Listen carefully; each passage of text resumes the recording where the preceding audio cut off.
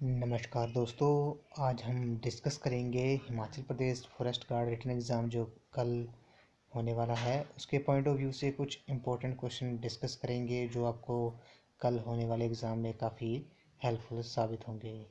तो वीडियो को शुरू करने से पहले अगर आप चैनल पे नए हो तो चैनल को सब्सक्राइब करते हैं। तो वीडियो को शुरू करते हैं। ये काफ़ी इम्पोर्टेंट क्वेश्चन है, मेनली ये फॉरेस्ट पे ही बेस्ड हैं, तो वीडियो पे एंड तक बने रहिए। तो वीडियो को शुरू करते हैं। तो पहला प्रश्न है, first forest research institute setup in India. तो फर्स्ट फॉरेस्ट रिसर्च इंस्टीट्यूट जो है वो कहाँ पर था, कहाँ पर है? पहला वो है आपका देहरादून, उत्तराखंड में है ये काफ़ी इंपॉर्टेंट क्वेश्चन है। नेक्स्ट क्वेश्चन है, फादर ऑफ इंडियन फॉरेस्ट। तो फादर ऑफ इंडियन फॉरेस्ट कौन है? तो ये है सर डाइट्रिच ब्रांडिस। ये इंपॉर्टेंट क्वेश्चन है, आपसे कल ये पूछ सकते हैं कि फादर ऑफ इंडियन फॉरेस्ट कौन है? तो ये है आपके sir Dietrich Brandeis. Next question है, इंडियन फॉरेस्ट सर्विस आईएफएस ये एस्टेब्लिश कब हुआ था? तो ये हुआ था 1966 में। ये काफ़ी इंपॉर्टेंट क्वेश्चन है, इंडियन फॉरेस्ट सर्विस कब एस्टेब्लिश हुआ था? ये हुआ था 1966 में। नेक्स्ट क्वेश्चन है, वर्ल्ड फॉरेस्ट डे। ये काफ़ी इंपॉर्टेंट क्वेश्चन है, वर्ल्ड फॉरेस्ट डे ये कब सेलिब्रेट किया जाता है? तो ये किया जाता है आपका 21 मार्च। काफ़ी इंपॉर्टेंट क्वेश्चन है। नेक्स्ट जो क्वेश्चन है वो है आपका चिपको मूवमेंट, ये कब हुआ था? तो ये हुआ था आपका 1973 में, वनों की कटाई को रोकने के लिए, और इसके जो प्रमुख नेता थे वो थे आपके सुंदरलाल बहुगुणा।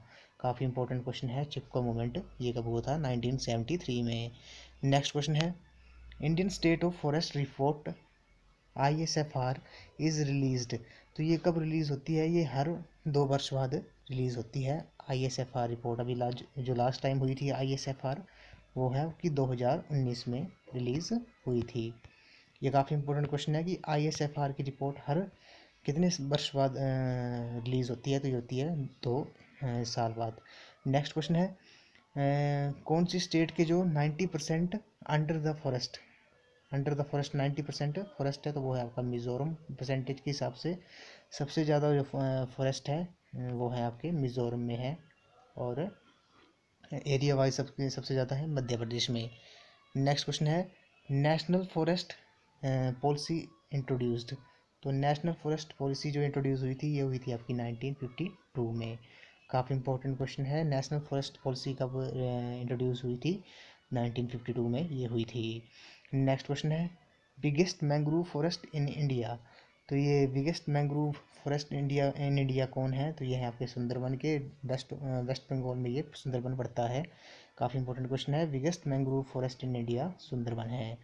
नेक्स्ट क्वेश्चन है, ये भी काफ़ी इंपॉर्टेंट क्वेश्चन है, largest forest area in the world. ये काफ़ी इंपॉर्टेंट क्वेश्चन है, तो वो है आपका रसिया। इंपॉर्टेंट क्वेश्चन है, largest forest area in the world Russia है। सबसे ज़्यादा एरिया फॉरेस्ट के अंडर है वो है आपकी रसिया के।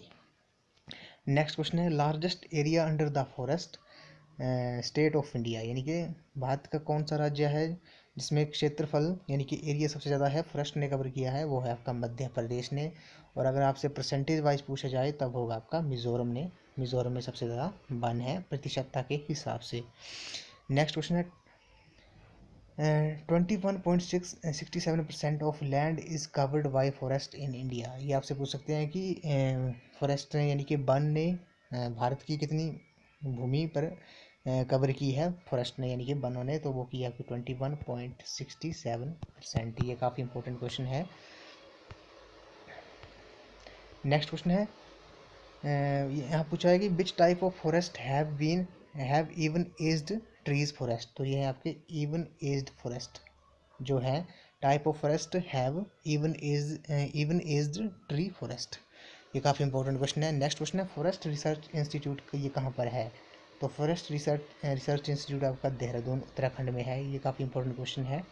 नेक्स्ट जो क्वेश्चन है वो है, इन अमेजोन के जो वन हैं, in Amazon forest 500 different plants species are found. तो आपसे पूछ सकते हैं कि 500 डिफरेंट प्लांट स्पीसीज कहाँ पे पाए जाते हैं? तो ये पाए जाते हैं आपके अमेजोन के जंगलों में, यानी कि अमेजोन फॉरेस्ट में 500 डिफरेंट प्लांट्स स्पीसीज पाए जाते हैं।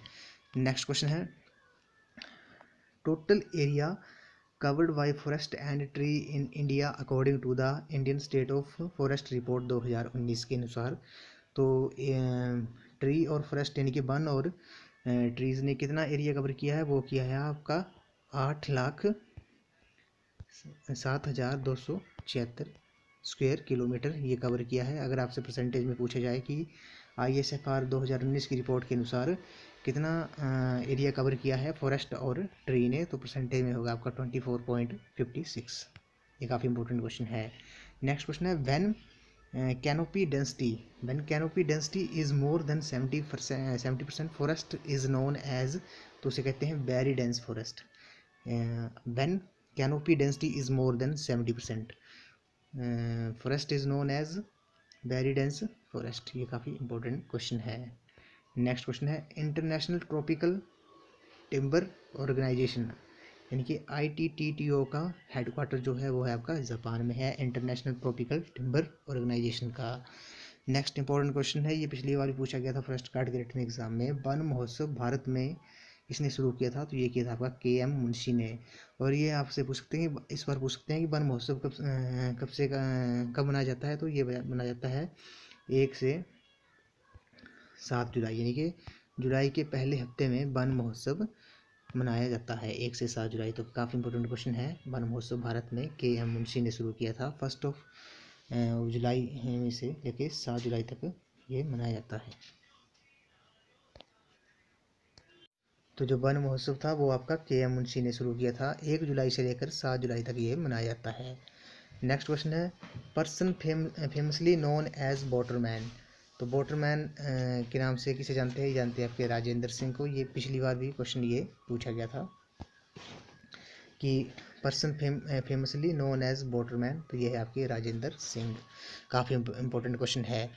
नेक्स्ट क्वेश्चन है wildlife week is celebrated during the month of, तो ये मनाया जाता है आपके अक्टूबर के महीने में मनाया जाता है। Wildlife week is celebrated during the month of October. काफ़ी इंपॉर्टेंट क्वेश्चन है, ये पिछली बार भी पूछा गया था। नेक्स्ट क्वेश्चन है smallest functional unit of forest administration is, तो ये है आपकी बीट।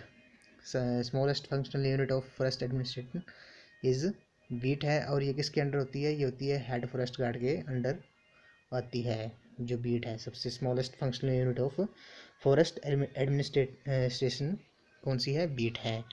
नेक्स्ट क्वेश्चन है इंपॉर्टेंट है, ये पिछली बार पूछा गया था highest rank in the forest department. ये काफ़ी इंपॉर्टेंट क्वेश्चन है, तो वो है आपका डिविजनल फॉरेस्ट ऑफिसर यानी कि DFO।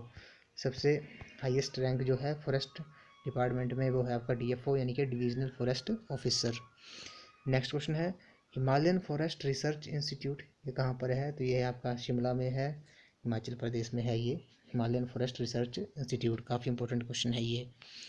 नेक्स्ट क्वेश्चन है blue bull belongs to the category of the animal called, जो blue bull belongs to the category of the animal called deer, तो ये किसकी कैटेगरी है, ये है आपकी हिरण की है।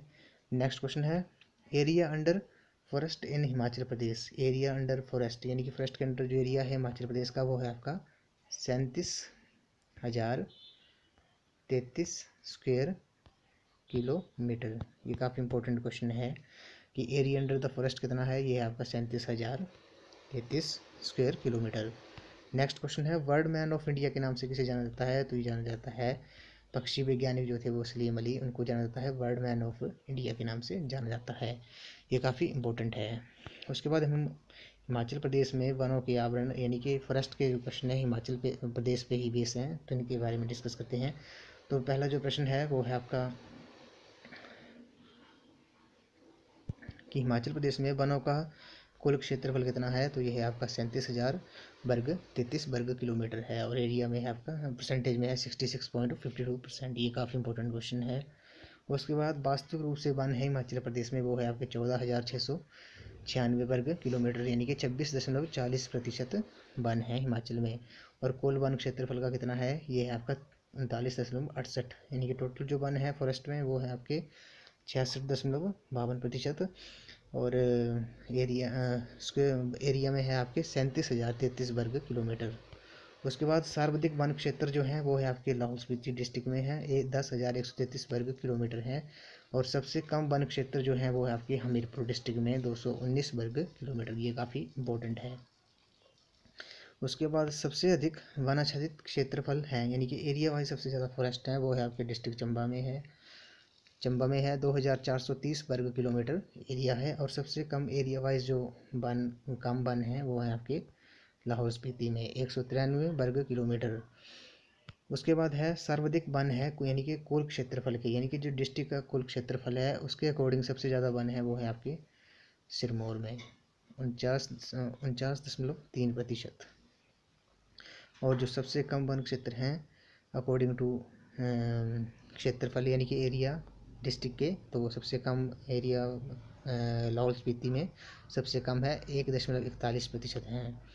नेक्स्ट जो क्वेश्चन है वो है हिमाचल प्रदेश में वनों में विभिन्न प्रकार के वनों का प्रतिशत है, यानी कि सबसे ज़्यादा जो पाए जाते हैं चीड़ यानी कि चीड़ के 25.36% पाए जाते हैं। और फर और स्प्रूस के पाए जाते हैं 23.72, देवदार 16.2%, और कैल के जो हैं वन वो पाए जाते हैं 14.29, और बान ओक के 9.53%, और सबसे कम साल के पाए जाते हैं आपके 3.20%। तो आपसे पूछ सकते हैं कि सबसे ज़्यादा वनों में विभिन्न प्रकार के वनों सबसे ज़्यादा वन कौन से पाए जाते हैं, तो ये पाए जाते हैं आपके चीड़ के 25.36। और आपसे पूछ सकते हैं कि देवदार की प्रतिशतता कितनी है, तो वो है आपकी 16.2%, क्योंकि ये हिमाचल का राज्य वृक्ष भी है, तो ये पूछ सकते हैं आपसे। उसके बाद 37,033 वर्ग किलोमीटर क्षेत्र को वनों के अंतर्गत लाने का कार्यक्रम 1988 में राष्ट्रीय वन नीति के तहत किया गया। तो आपसे पूछ सकते हैं कि राष्ट्रीय वन नीति जो थी वो कब आई थी, वो आई थी आपकी 1988 में। उसके अंतर्गत हिमाचल प्रदेश का 37,033 वर्ग किलोमीटर क्षेत्र को वनों के अंतर्गत लाया गया। उसके बाद है वनों से हमें प्रतिवर्ष 34 लाख घन फुट इमारती लकड़ी प्राप्त होती है, ये काफ़ी इंपॉर्टेंट है। उसके बाद एक कुछ एक्ट हैं, अधिनियम है। हिमाचल वन निगम की जो स्थापना हुई थी वो हुई थी आपकी 25 मार्च 1974 को, ये काफ़ी इंपॉर्टेंट है। उसके बाद हिमाचल प्रदेश वन अधिनियम कब आया था, ये आया था 1982 में।